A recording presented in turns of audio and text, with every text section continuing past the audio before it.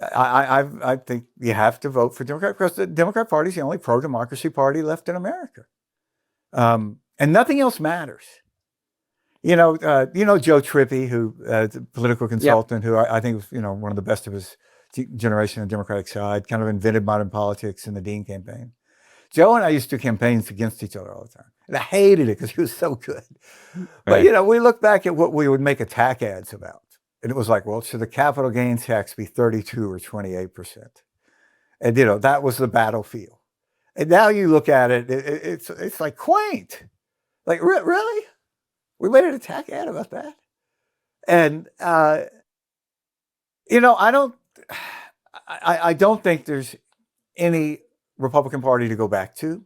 And this is why, Harry, and you know so much more about this than I do, but I believe it's essential that when Democrats get in power, they not be about restoration, they be about reform. And I think one of the key elements of this is, what is the legal structure going to be to hold those in the Trump administration guilty of criminality accountable? And, obviously Trump's going to pardon everybody. So in my jailhouse lawyering, it probably would fall to the state attorney generals. And my motto would be something like the tobacco tort settlement, where these different state attorney generals came together. Same with the opioid crisis. And I think this is the real challenge of the Democratic Party. They can't, when they win, they can't say, well, people don't care about this. They care about like price of food and gas. Both of those are true. They do care about this, though. And I think one of the reasons we are where we are now is because Trump wasn't held accountable.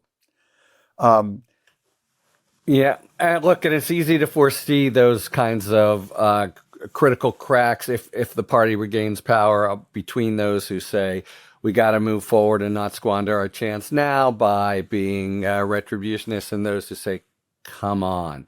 I mean, if only to clean up the stables, there's just no way of completely I think discounting. I think it is the most urgent way to restore faith in the system. That if you can get away with massive illegality, then the system really is broken. And you have to do this. And the criminality is, what Doge did was criminal. And they should be held accountable. Elon Musk could be held accountable. There's not a state in the country that's legal to steal Social Security numbers. And look, we see impeachable offenses. Yeah, go ahead. Sorry.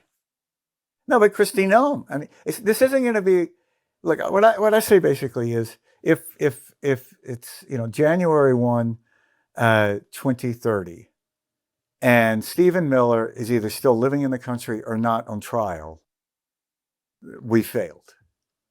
And that's the level of it. Stephen Miller must face prosecution. Christine Noem must face prosecution. What Kash Patel is doing is illegal.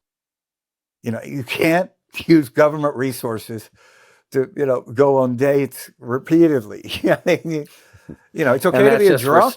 That's not against ethics. We've had a lot of drunks. Yeah. And look, and that's for starters.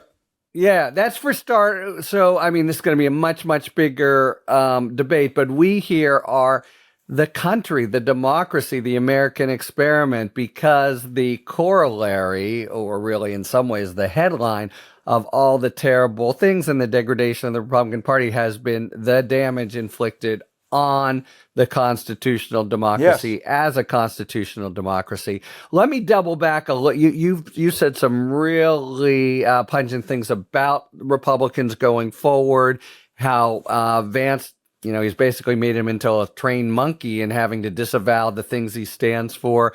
So there will be a day, maybe it won't even be the Republican Party. We've had historical epochs in America where parties have become extinguished and new ones have come up. But it sounds to me, Stuart, and I want to end with some long range thoughts here, that not just Trump, but kind of everyone who's been under his thrall and danced to his tune cannot make a new Republican Party that whatever happens to restore it to an actual party as opposed to an extremist movement is like almost we can't see that far on the future horizon. Is that your thought? Well, look, I think a good stress test of that is, when will a Republican win the nomination for presidency who will assert that Donald Trump lost a free and fair election in 20? It ain't going to happen in 28. Will it happen in 32? Maybe. I mean, I think JD Vance will be the nominee. Every time an incumbent vice president has run for the nomination when there's a sitting president, they've won the nomination. They don't win the race. And Right. I would predict that JD Vance will run with a Trump, that it'll be a Vance-Trump ticket, either Ivanka or one of those lunatic kids. And I think he'll lose. I think, he's a terrible politician. But I think that what Trump is doing, is testing him. It's like, okay, your most important thing, second most important thing in your life was Look what I can do. asserting no foreign wars. So I'm going to do one. You going to say anything, JD? No, you're not going to say anything, are you? The most important thing in your life is your religion, you say. So, I'm going to attack the Pope. You going to say anything, JD? No, you're not, are you? No. And it's like an audition. And, I say about people like JD Vance, Marco Rubio, if Trump went to them and wanted one of their kids for tribute, the best you could hope for is they might work up the courage to ask if they could pick the kid. But that's it. And so, look, America needs a center-right party, but God knows the Republican Party isn't one now. I mean, we have a party, it's a pro-Putin party, for starters. Right. We go crazy over a guy gets elected mayor of New York. He's talking about maybe 5 city-owned grocery stores, but we nationalize Intel? Really? Really? That's what we're doing? The Character Counts Party, Peggy Noonan's biography of Reagan, Character is King. We're now the Character Doesn't Count Party. Look, this is why I wrote this book called It Was All a Lie, because, when Trump won, people from my tribe, Bush tribe, a lot of us, tried to say, well, Trump hijacked the party. And man, I wanted to believe that, but I think you couldn't get there because, the hijacker is never popular on the plane. Nobody ever says, well, great, we're going to go to Cuba, not grandma's. And Donald Trump is immensely popular. Nobody has or at to least vote powerful. He's able to tell the pilot in the party, where to go. In the party. Yeah. Yeah. And I hear you saying something pretty broad and it makes sense to me, but I think just to sort of reinforce and close with it, it seems like even the embers of the party, that means the John Corwins who are leaving, but it also means, Marco Rubio and the like.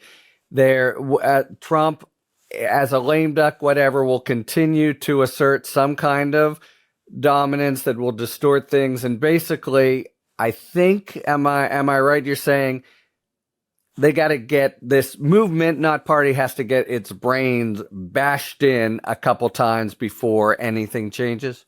Yeah, pain is the only teacher in politics. Yeah. But look, we don't talk enough about the role of race in this.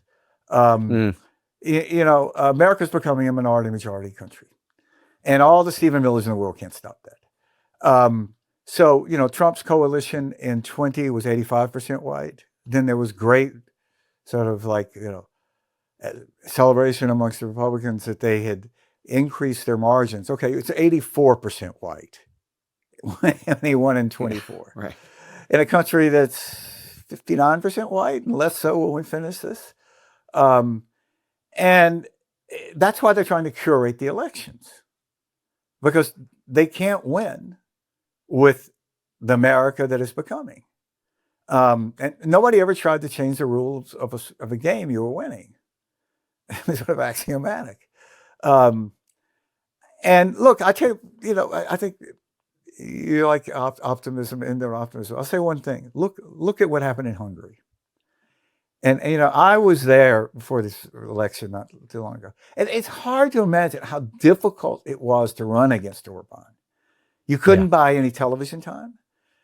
Very limited places you could have big rallies. There was even limits on where you could put up posters. I mean, I can't imagine a more difficult scenario. And yet, Orban lost overwhelmingly.